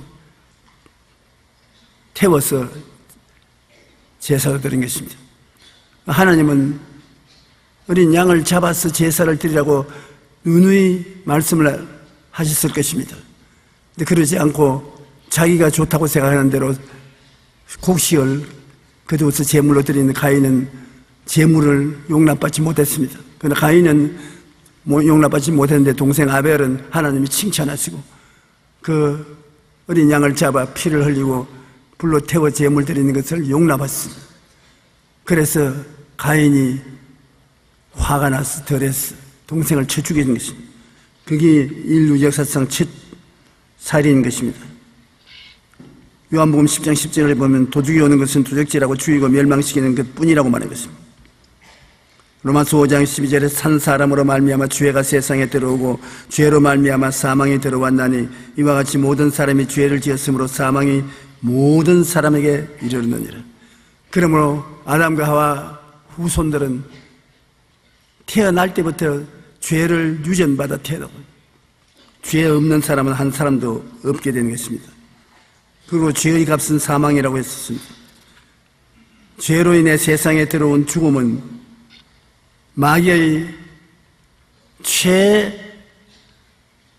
최첨단 사형기구입니다. 마귀는 우리가 죄를 지었기 때문에 그 죄를 이유로 해서 종으로 삼은 것입니다. 에스겔 18장 4절에 보면 범죄하는 그 영혼은 죽으리라. 이 죽음이라는 것은 영은 없어진다는 것이 아닙니다. 죽는다 하는 것은 없어진다 그러지 아니에요. 죽는다는 것은 교제가 끊어지는 것을 말합니다. 아담과 하와가 죽었다는 것은 하나님 생명의 근원에서 떨어졌다. 관계가 두절되었다는 것입니다. 그러므로 영혼이 관계가 두절되면 영혼이 죽은 것입니다. 영혼이 죽었으니 영적인 세계와의 교제가 이루어지지 않습니다.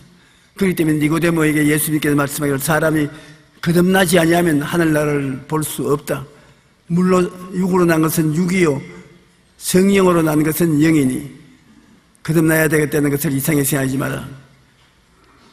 죽은 영혼이 예수님을 통해서 보혈의 공로로 말미암아 거듭나야 영이 살아나고 하늘나라를 알 수 있는 것입니다.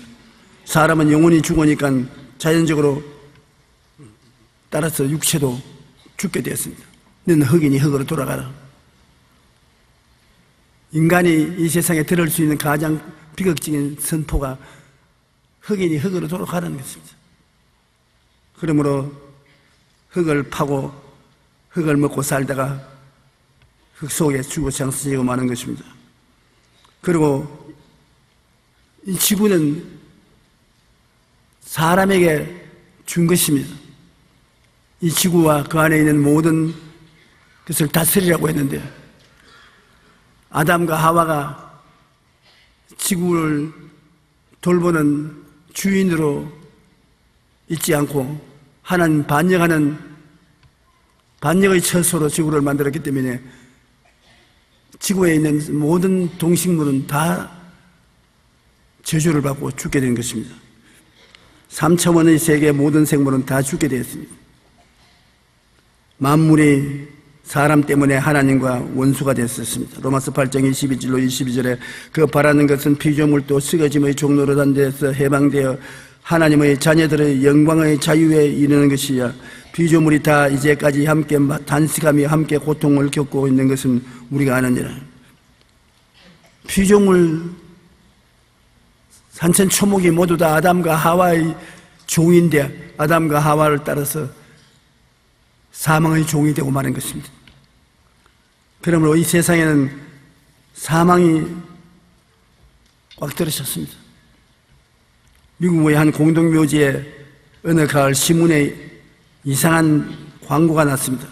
11월부터 석 달 동안 공동묘지 수리를 해야 되기 때문에 문을 닫습니다. 죽을 분은 좀 더 추워서 죽으십시오. 참 말은 되기는 되는데 무서운 말이죠.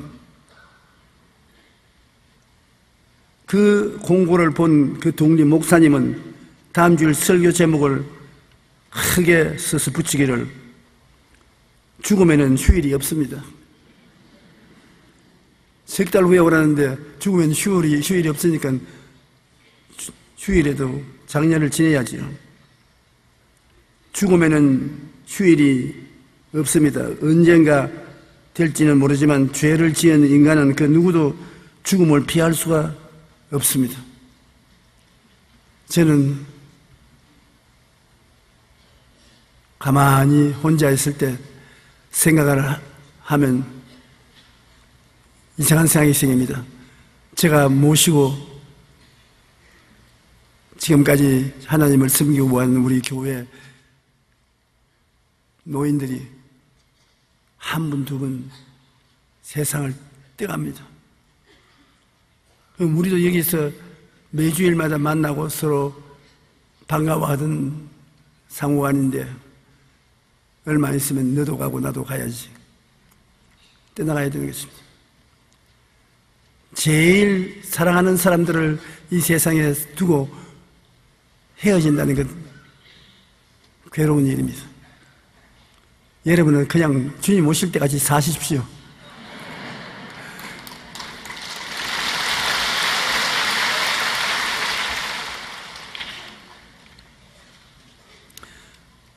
우리가 예수 그리스도께서 이 땅에 오셔서 십자가를 걸머지고 몸짓고 피 흘려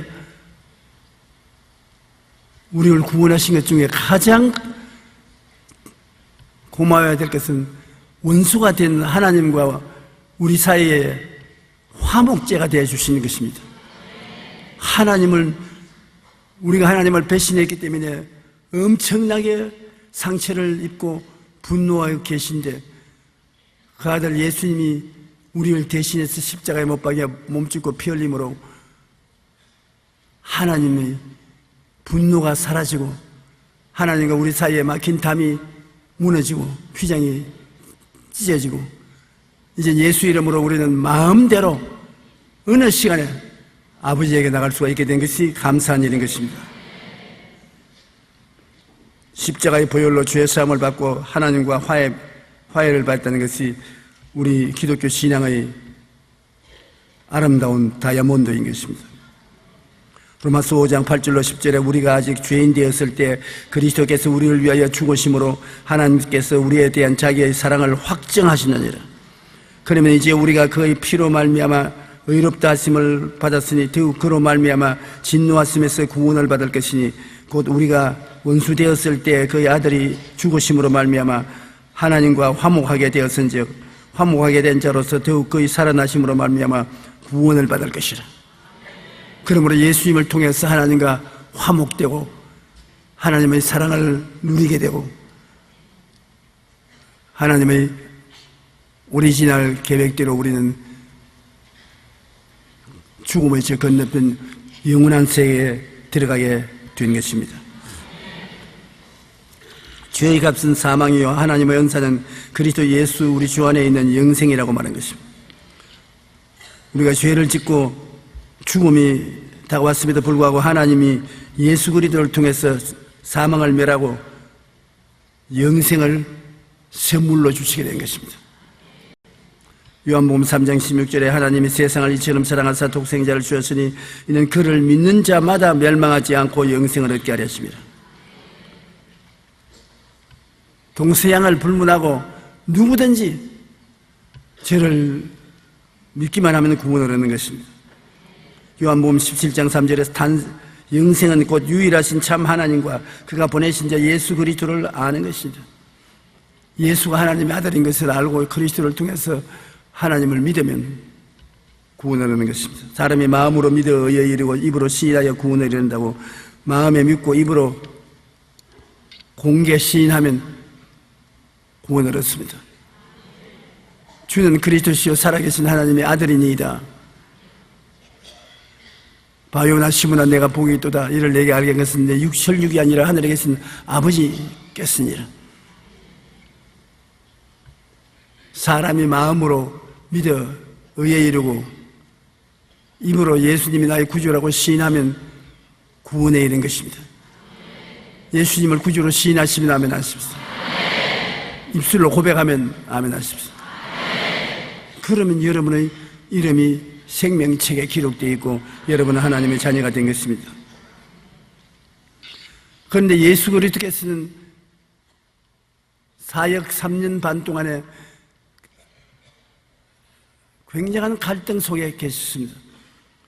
왜 갈등 속에 계시냐면 예수님께서는 유일하게 이 땅에서 사역하면서 살면서도 하늘나라에 들어갔다가 나왔다가 하신 분입니다. 예수님께서 베드로와 야고보와 요한을 데리고 하루는 높은 산으로 올라갔습니다. 높은 산 위에 올라가서 주님이 기도하시는데 주님의 얼굴의 모습이 찬란한 영광의 빛을 발하고 몸이 햇빛처럼 휘어지느니 베드로, 야고보, 요한이 보니까 이거 웬일입니까? 천여 년 전에 세상을 뗀 모세와 수백 년 전에 뗀 엘리야가 그 옛날 모습을 가지고 그 변화산성에 나타났습니다. 예수님하고 이야기를 합니다. 그런데 가만히 들어보니까 예수님이 예루살렘에 올라가면 말로 형용할 수 없는 고통을 당하고 십자가에서 죽음을 당할 것을 말하시고 주님이 안 올라갈 마음을 먹고 구세주제기를 포기하려면 마지막 포기의 기회가 주어졌다는 것을 말해주고 있는 것입니다. 여러분, 예수님은 하나님 아들이기 때문에 너 십자가 같은 거 능히 참고 쉽게 지나갈 것이라고 생각하는데 그렇지 않습니다. 예수님은 십자가 걸머지는 것이 그렇게 괴로웠습니다. 할 수만 있으면 그 잔을 피하고 싶었습니다. 하나님께 겟세마네 동산에서 3번이나 통곡하면서 기도를 했습니다. 3번 다 하나님이 거부하시니까 내 뜻대로 마옵시고 주님 뜻대로 하시옵소서. 그러나 기회는 주어졌습니다. 언제나 예수님이 나 도저히 희생제물이 될 수 없습니다. 나 구주되는 것을 포기합니다. 하셨으면 포기할 수 있습니다. 예수님은 살고 우리는 다 죽을 수 있는 것입니다. 그러므로 예수님은 그 갈등이 말로 다 할 수 없습니다. 인간이 개발한 사형 도구 중에 가장 흉악한 십자가의 도구에 못 박혀 죽는 것이 좋을 리가 없습니다. 할 수 있으면 그걸 피하고 싶습니다. 하나님께서 몇 번이고 기회를 주셨습니다. 네가 둘 중에 하나를 선택해라. 나의 뜻은 내가 인류를 구원하기 위해서 십자가에 못 박혀 죽는 것이다. 그러나 내가 너에게 강제를 할 수 없지 않느냐. 너의 선택을 네가 권한을 가지고서 정하라. 그러니 예수님이 그 예루살렘에 올라간 중에 변화산상에 베드로와 야고보와 요한을 데리고 가서 그 장면을 그들이 보게 합니다. 변화산상이 시간과 공간이 정지했습니다. 정지하지 않고야 모세와 엘리야가 올 수가 없습니다. 그런데 모세와 엘리야가 옛날처럼 그 모습으로 나타나서 예수님께 보고를 합니다. 예수님이 십자가에 못 박혀 몸죽고 피 흘려 돌아가실 것이다. 만약 포기하고 싶거든 지금 포기하는 것이 좋다. 다음엔 포기할 기회가 없을 것이다. 되게 그런 내용의 이야기를 한 것 같습니다. 베드로와 야고보와 요한이 예수님과 모세와 엘리야가 대화하는 이야기를 들었습니다. 그들이 너무 겁을 집어먹고 들었기 때문에 상세한 내용까지 못 알아들었는데 예루살렘에 올라가서 예수님이 고난당한 것을 이야기했다기에 제가 그것을 읽어보고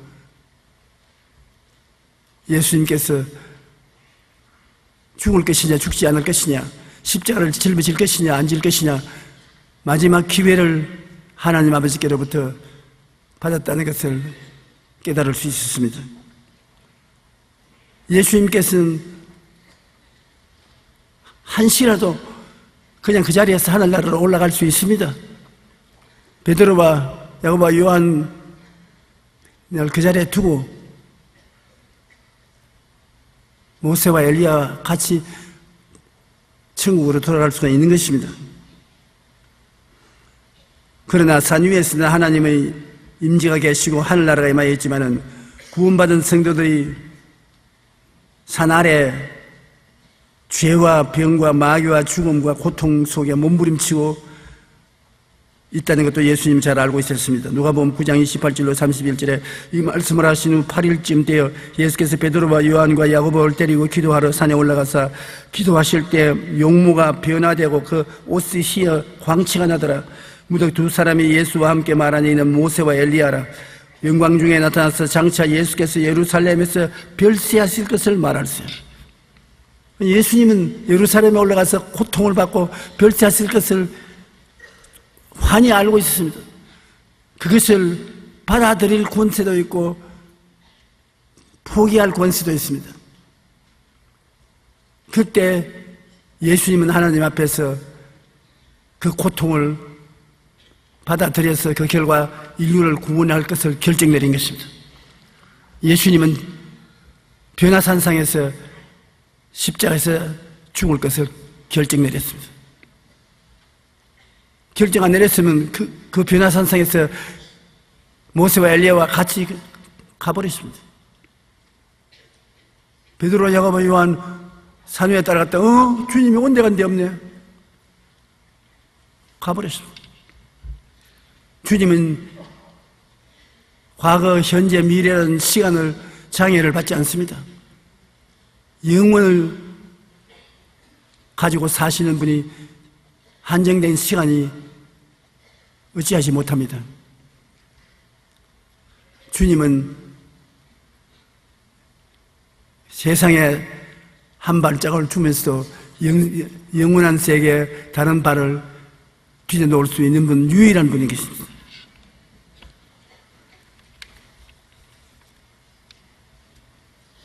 그런데 예수님께서 이 세상을 버릴 수가 없는 것이 하나님의 자녀들이 죄 때문에 마귀의 종이 되어 엄청나게 고통을 당하고 있는데 그것을 알면서 주님이 세상을 버릴 수가 없습니다. 개인의 소원은 이 잔을 마시지 아니하고 엘리야와 모세를 데리고 눈 깜빡할 사이에 천국으로 들어가 버릴 수 있는데도 불구하고 그걸 못하는 것이 인류에 대한 사랑인 것입니다. 인류에 대한 사랑, 여러분에 대한 사랑이 얼마나 크기 때문에 여러분을 버리고 떠날 수가 없습니다. 예수님이 산 위에 있을 동안에 산 아래에는 마귀들이 도적질하고 죽이고 멸망시키는 일을 끊임없이 하고 있었는 것입니다. 이튿날 산에서 내려오시니 큰 무리가 맞을새 무리 중에 한 사람이 소리 질러 이르되 선생님 청컨대 내 아들을 돌로 돌보아 주옵소서. 이는 내 외아들이니이다. 귀신이 그를 잡아 갑자기 부르짖게 하고 경련을 일으켜 거품을 흘리게 하며 몹시 상하게 하고 겨우 떠나가나이다. 당신이 제자들에게 내어 쫓아주기를 구하였으나 그들이 능히 못하더이다. 예수께서 대답하여 이르시되 믿음이 없고 패역한 세대여, 내가 얼마나 너희와 함께 있으며 너희에게 참으리요. 내 아들을 이리로 데리고 오라 하시니 올 때 귀신이 그를 거꾸로 때리고 심한 경련을 일으키게 하는지라. 예수께서 더러운 귀신을 꾸짖으시고 아이를 낫게 하사 그 아버지에게 도로 주니 사람들이 다 하나님의 위엄에 놀라니라. 예수님께서 산 위에서 모세와 엘리야와 이야기하고 그들 손을 잡고 아버지께로 가버렸었으면 산 아래에 귀신 들린 어린아이 같은 고통당하는 수많은 인류들은 희망이 없을 것입니다. 예수님께서는 인류들에게 희망을 주고 자유와 해방을 주기 위해서 산 아래를 택하고 산 위를 택하지 않았었습니다. 산 위에 택해서 그대로 가져갔으면 오늘 우리 부활절은 없습니다. 그러나 주님은 산 위에 올라가지 아니하시고 영혼이 잘못되고 범사가 저주에 허덕이고 병들어서 죽어가는 이 세상에 사는 사람들의 세계를 선택해서 이들을 위해서 죽음을 당할 것을 선택한 것입니다. 미국의 장로교회 가장 큰 교회 중 하나인 맨로파 장로교회 담임하고 있는 존 오트버리 목사님이 우리는 만나면 힘이 납니다. Everybody's normal till you get to know them이라는 책을 지었는데 모든 사람은 그 사람을 알기 전까지는 정상이라는데 알고 보면 어떤 사람이든지 비정상이 되겠어요. 내가 오늘 여러분 한 사람 한 사람 많이 압니다. 그런데 그냥 있을 때는 정상적인 사람들이죠. 그런데 알고 보니 이런 사람 아닌데 알고 보니 비정상적인. 내가 그런 말 많이 들었어요. 결혼하고 난 다음에 얼마 동안 살다가 회의가 들어가서 신앙상담에 와서 내가 처음 만났을 때 남편은 그런 사람이 아니었는데 왜요? 그런 사람이었어요. 숨어 있었지. 우리 마누라 저런 여자가 아닌데 왜 그런 여자가 아니야? 그런 여자인데 가운을 둘러썼으니까 못 봤지 그래. 우리가 기대하던 사람보다 다른 사람인 것을 알 수 있는 것입니다. 눈에 안 보이는 고슴도치의 바늘 된 이복을 입고 있는 것입니다. 죄로 인해 하나님의 형상을 잃어버린 인간은 모두 비정상적이며 그래서 서로 상처를 주며 살아가는 인생이 고슴도치와 같은 것입니다. 고슴도치는 그 몸에 3만 개의 바늘을 가지고 있습니다. 온몸에 3만 개의 바늘이 있기 때문에 서로 가차이 하면은 찔리면은 독이 올라서 죽기도 하는 것입니다. 고슴도치 부부는 포옹하거나 키스하지 말아야 됩니다. 찔립니다. 고슴도치들은 떼를 지어서 다니지 않는데 서로에게 다가가면 모두 삼처투성이가 되기 때문인 것입니다. 고슴도치처럼 죄로 인해 하나님의 형상을 잃어버린 인간은 서로 사람이기 원함에도 불구하고 끊임없이 상처를 주고받으며 고통 속에 살아가고 있는 것입니다. 그럼 우리는 모두 다 고슴도치 인간으로서 멀리도 있어 안 돼도 안 되고 너무 가까이 있어도 안 되고 거리를 두고 살아야 되는 것입니다. 그래서 이 고통당하는 인류를 살리기 위해서 예수님이 3년 반 동안 사역하시는데 예수님 순수한 마음에 얼마나 인생들이 고난당하는 것을 보고 불쌍히 여기시고 괴로워했는지 말로 다 할 수 없는 것입니다. 그래서 그가 예루살렘에 올라가서 이제 십자가에 죽으실 것인데 원하시면 언제고 하늘나라로 건너올 수 있도록 허락을 하겠다는 메시지를 모세와 엘리야가 전달하는 것입니다. 여러분, 우리가 헤아리는 나이는 하나님이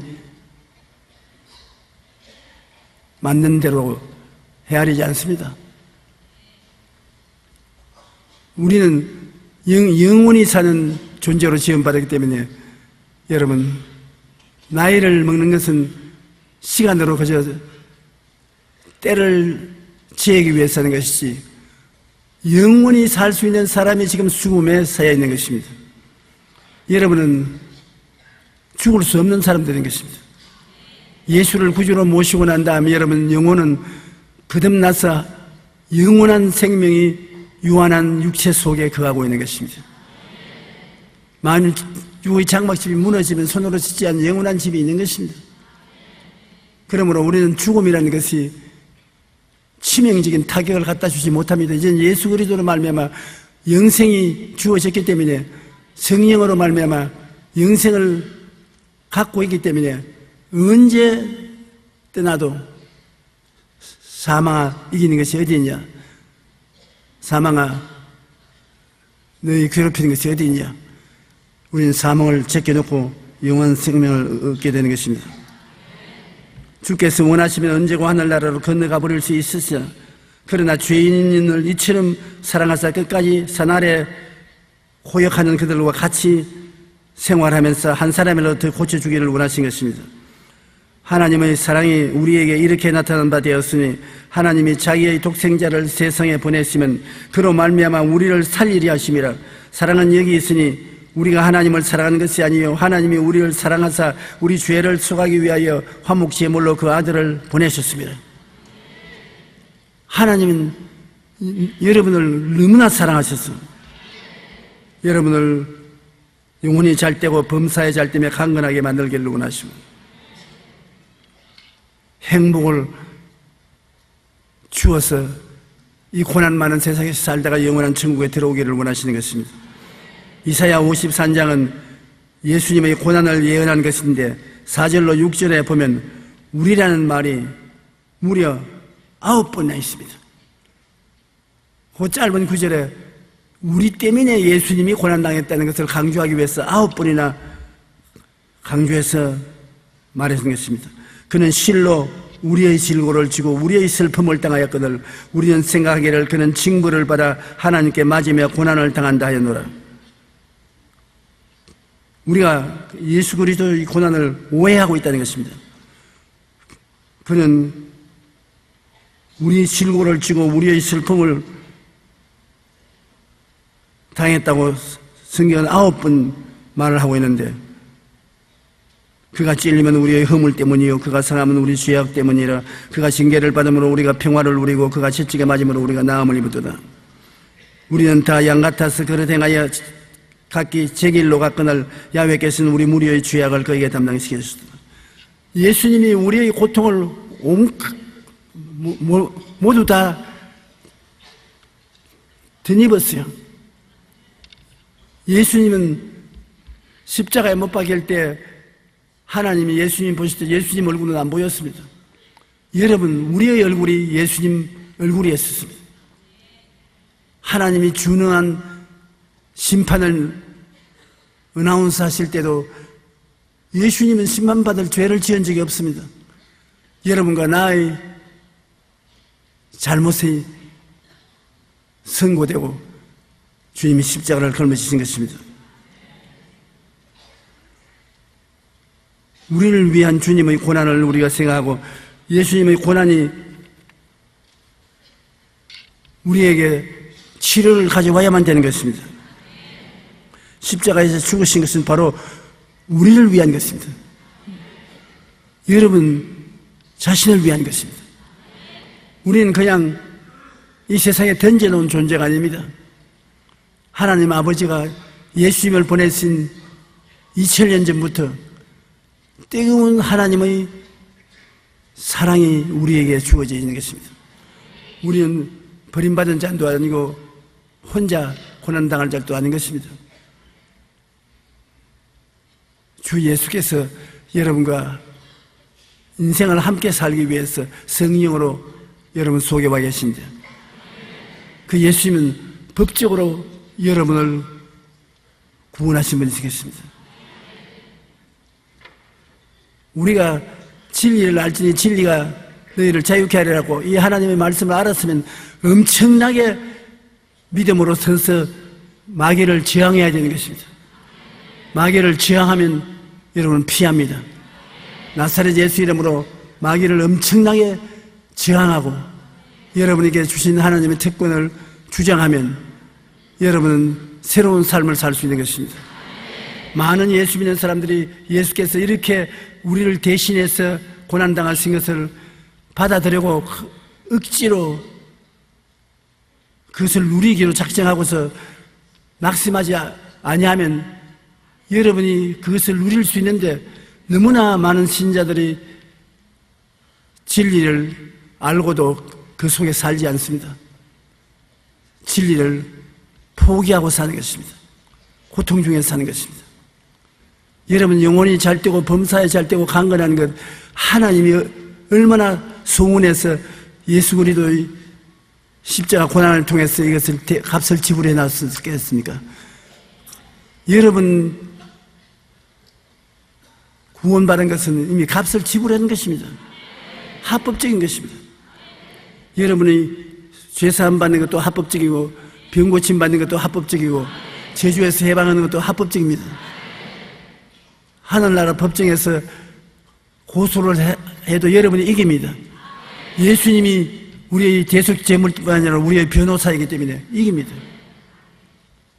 마귀가 이기지 못합니다.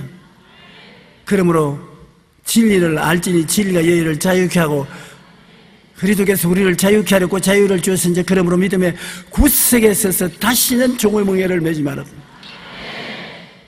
그러므로 우리는 희망이 있는 사람들인 것입니다. 언제고 이 예수님 붙잡고 일어나면 일어날 수 있는 존재인 것입니다. 뒤로 물러가면 주님이 기뻐하지 아니하시니 희망을 갈고 싸우시기를 바랍니다. 예수님께서는 공생의 끝에 십자가의 무서운 고난이 기다리고 있는 것을 산 위에서 보았습니다. 그러나 세상을 이처럼 사랑하사 산 아래 삶으로 도로 내려왔습니다. 베드로와 야고보와 요한복음은 산 아래 내려가지 말자, 이곳에 살자, 그렇게 예수님이 말하기를 원했습니다. 그렇기 때문에 베드로가 모세와 엘리야와 함께 신천신지에서 살자고 예수님께 강구했습니다. 예수님 산 위에 있을 것을 거부했습니다. 산 위에서 천국을 오라갈 것을 거부했습니다. 산 아래 인생이 있는데 어떻게 내가 산 아래를 버리고 산 위에서 살겠으며 천국에 살겠냐. 산 아래로 내려가자. 산 아래는 온갖 고통과 괴로움과 슬픔과 가난이 기다리고 있었습니다. 그들과 함께 울고 함께 웃고 함께 손잡고 피를 흘리면서 서로 고슴도치가 되어서 찌르고 찔리면서라도 같이 살자고 산 아래로 내려가신 것입니다. 그러므로 예수님은 오늘 여러분 집에 따라와서 계신 것입니다. 산 아래 동리에서 고통하고 사는 여러분과 짐을 같이 짊어지기 위해서 여러분 이 가운데 와 계신 것입니다. 빌립보 2장 6절로 8절에 보면 그는 근본 하나님의 본체시나 하나님과 동등됨을 취할 것으로 여기지 아니하시고 오히려 자기를 비워 종의 형체를 가지사 사람들과 같이 되었고 사람의 모양으로 나타났으며 자기를 낮추시고 죽기까지 복종하셨으니 곧 십자가에 죽으시며. 예수 죽음 내 죽음, 예수 무덤 내 무덤, 예수 부활 내 부활. 철저히 우리와 하나가 되어서 우리의 옛날은 다 없애버리고 새로운 삶을 우리에게 주시기를 원하시는 분이 예수님이신 것입니다. 예수님께서 겟세마네 동산에서 기도하실 때 그 잔을 들여다보니 아담의 원조로부터 시작하여 모든 인류의 죄가 예수님 앞에 놓인 잔에 가득히 차 있습니다. 추악하고 더럽고 상상을 초월한 죄악이 가득 담긴 잔을 마셔야 됐습니다. 예수님은 그 죄의 잔을 보고 움츠렸습니다. 죄를 알지도 못하신 분이 그 잔을 마시라고 하니 기가 막히지 않습니까? 그래서 예수님은 얼굴을 땅에 대고 엎드려 기도했습니다. 내 아버지여, 만일 하실 수 있거든 이 잔을 내게서 지나게 하옵소서. 그러나 나의 원대로 마옵시고 아버지의 원대로 하시옵소서. 그 더러운 잔을 안 마시게 해달라고 3번이나 강구했다가 아버지가 대답을 안 하시니까 아버지 뜻대로 하라고. 그는 그 잔을 마시게 된 것입니다. 그리고 마침내 아버지께서 주신 잔을 내가 마시지 아니하겠느냐라고 말씀했습니다. 잔을 마시고 일어나서 골고다로 향해 죽음의 길을 간 것입니다. 여러분, 죄악의 잔을 마신 예수님을 생각해보면 얼마나 감사한지 말로 다 할 수 없습니다. 그 잔을 안 마셔줬으면 여러분과 내가 마셔야 되는데 여러분 내가 마시는 영원한 지옥인 것입니다. 여러분, 아프리카의 마사이족 알지요? 마사이족에 제가 부흥회를 간 적이 있습니다. 추장을부터 시작해서 마사이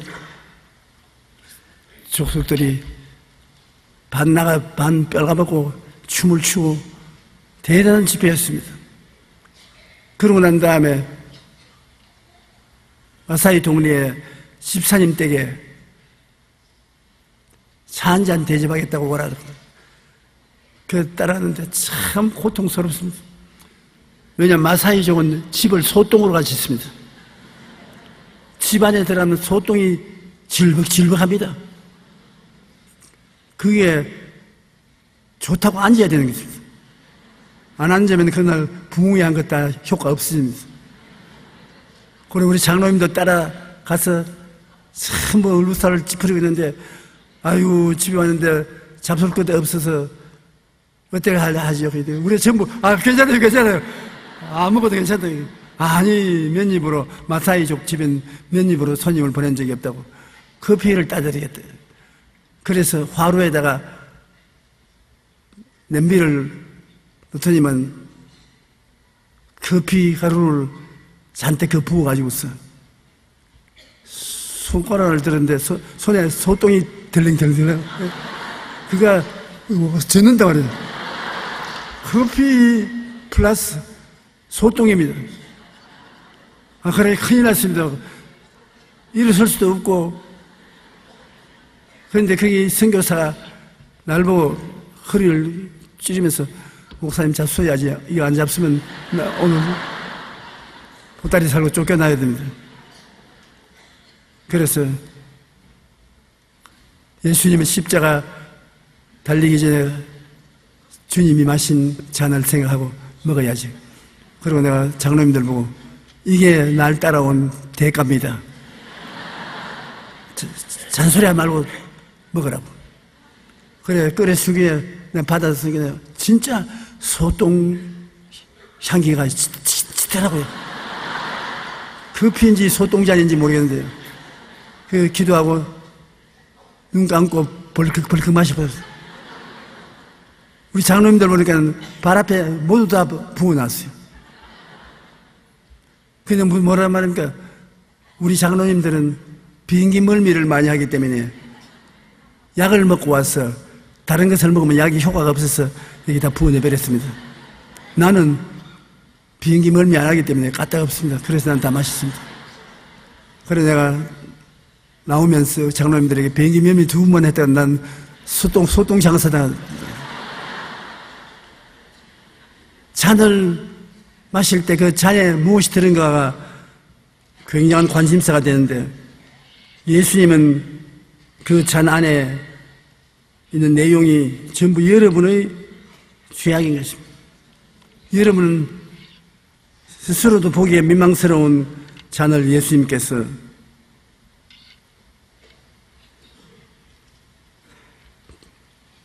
다 마셔주셨습니다. 인간의 육의 생명과 함께 이제는 영의 생명을 가지고 있습니다. 요한복음 11장 25절 22절에 예수께서 이르시되 나는 부활이요 생명이니 나를 믿는 자는 죽어도 살겠고 무릇 살아서 나를 믿는 자는 영원히 죽지 아니하리라. 고린도전서 15장 20절 22절에 그러나 이제 그리스도께서 죽은 자 가운데서 다시 살아나서 잠자는 자들의 첫 열매가 되었도다. 사망이 한 사람으로 말미암았으니 죽은 자의 부활도 한 사람으로 말미암는도다. 아담 안에 모든 사람이 죽은 것 같이 그리스도 안에서 모든 사람이 생명을 얻으리라. 여러분 예수님을 믿음으로 여러분 다 영생을 얻은 분인 것입니다. 기가 막힌 영광을 하나님께로부터 선물로 얻었습니다. 이 세상과 인간을 하나님은 최고의 걸작품으로 만드시고 사랑하셨습니다. 죄의 종이 된 아담과 하와는 하나님 아버지와 예수님께 말할 수 없는 고통을 남겼습니다. 그러나 하나님 아버지 아들 성령께서 결코 불태전의 헌신으로서 생명을 바쳐 죄인들을 살려주셨습니다. 죄인들을 살리기 위해 아들이신 예수님뿐 아니라 하나님 아버지께서도 큰 고통을 당하셨습니다. 하나님이 그 아들을 십자가에 못 박았는데 당신이 안 박히겠어요? 예수님보다 오히려 더 큰 고통을 당했을 것입니다. 그 아들이 십자가에 못 박히게 몸부림칠 때 아버지는 사랑으로 아들을 위해 포기해져서 십자가에 고통을 당하고 몸부림을 쳤을 것입니다. 그러므로 여러분, 우리가 고난당해도 도울 수 있는 자가 있는 것은 아버지도 예수님을 통해서 우리 때문에 십자가에 고통당했고 예수님도 고통당했고 성령님도 고통을 당했습니다. 고통당한 사람만이 고통당한 사람의 문제를 이해하고 해결할 수 있는 것입니다. 전혀 고통당하지 않고 평안하게 있던 사람이 고통당하는 사람을 도와줄 수 없지요. 내가 아주 좋은 교회에 집회를 인도하러 간 적이 있습니다. 그런데 거기에서 6.25 사변 난 이후로 우리가 고통당한 이야기를 다 하고 교인들의 은혜를 많이 받고 더구나 나는 폐병 걸려서 쓰러지고 난 다음에 그 숨이 답답하던 것을 이야기하기에 사람들이 다 놀랐습니다. 여러분 폐병 걸려서 폐 구멍이 많이 뚫어지고 갈비뼈에 집착되어 있어 숨이 안 쉬어져요. 들어 누우면 숨이 막혀 죽습니다. 벽에 기대에 앉아가지고 있어요. 억지로 쉬어야지. 근데 자연에 내버려두면 숨이 막혀서 화삭 일어나게 되는 것입니다. 그 당시에 늘 벽에 기대해서 잠을 자곤 했기 때문에 오늘날도 저는 글상에 앉아서 잘 잡니다. 글상에 앉아서는 잘 자는 들어 누우면 놀라서 일어날 때가 많습니다. 이 고통스러운 가운데 들어 누워서 주님을 찾으면 주님이 내게 와서 위로가 되는데 어떻게 위로가 되냐면 주님도 손발에 못이 박혔지요. 아프지요. 주님도 옆구리에 창을 맞아서 심장이 터지고 피와 물을 다 쏘았으니 얼마나 고통스러웠습니까? 주님, 내가 그렇게 고통스럽습니다. 주님, 나와 함께하여 주님이 이기신 힘으로 이기게 해 주시옵소서. 주님이 고통받은 주님이기 때문에 주님이 위로가 되었습니다. 그때 주님이 고통받지 않은 주님이면 내가 위로를 못 받았죠. 성령도 우리의 연약함을 도우시다니. 왜? 성령도 예수 그리스도 아버지와 함께 십자가의 고통을 당했습니다. 그러므로 우리의 고통을 능히 이해하고 담당해 주실 수 있는 것입니다. 여러분의 어떠한 시련과 환난과 고통이 있더라도 오늘 여러분 속에 계신 예수 그리스도의 영인 성령은 그 고통을 깨달아 알고 함께 짐을 지기를 원하시는 것입니다. 인류를 구원하기 위해 아들을 버린 하나님 아버지는 십자가에 아들만 못 박아놓은 것이 아니라 자기도 같이 십자가에 매달려서 고통당하는 것입니다. 그러므로 우리를 구원하기 위해서 아들 예수님이 고통당하니까 성령님이 따라서 고통당했고 아버지 하나님이 같이 고통당했었습니다. 그러므로 우리 하나님께서는 여러분과 나를 절대로 버리지 않습니다. 떠나지도 않습니다. 여러분의 고통을 대신 짊어지고 도와주시는 것입니다. 요즘 많은 사람들이 명품을 찾는데 유명한 상인이 만들어낸 명품이라고 부릅니다. 그런데 우리는 장인 정도가 아니라 하나님께서 만든 작품이니 명품 중에 명품입니다. 한번 따라하면서 나는 하나님의 은혜로 우주의 명품으로 지어졌다. 그러니 세상의 명품은 비교도 안 되는 것입니다. 여러분 그 명품을 하나님이 기뻐하고 즐거워하고 있는 것입니다.